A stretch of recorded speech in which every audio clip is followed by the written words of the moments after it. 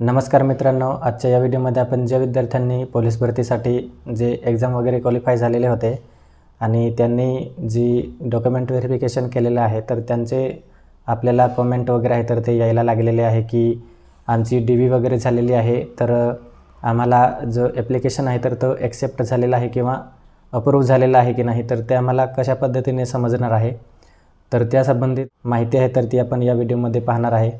तर मित्रांनो, ज्या विद्यार्थ्यांनी आपल्या ज्या फिजिकल क्वालिफिकेशन असेल किंवा डॉक्युमेंट व्हेरिफिकेशन कंप्लीट केलं असेल, तुमचं हाईट टेस्ट वगैरे कंप्लीट झालं असेल आणि तुमचे डॉक्युमेंट वगैरे आहे तर ते सुद्धा कंप्लीट असेल, कास्ट व्हॅलिडिटी असेल, तर संपूर्ण डॉक्युमेंट वगैरे तुमचं त्या ठिकाणी एलिजिबल झालं असेल तुम्ही चेक करून मला त्या ठिकाणी ईमेल येणार आहे.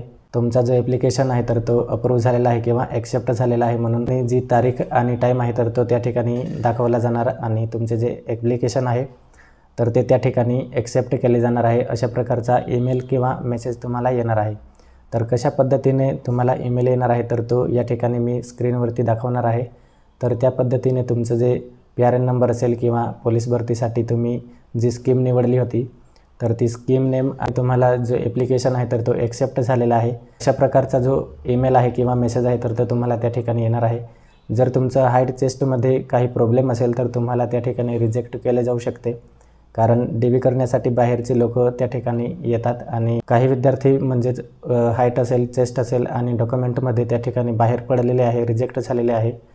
तर त्यांच्यामध्ये त्या ठिकाणी जे वेटिंग लिस्टला आहे तर त्यांच्यासाठी अपडेट लवकरच येणार आहे.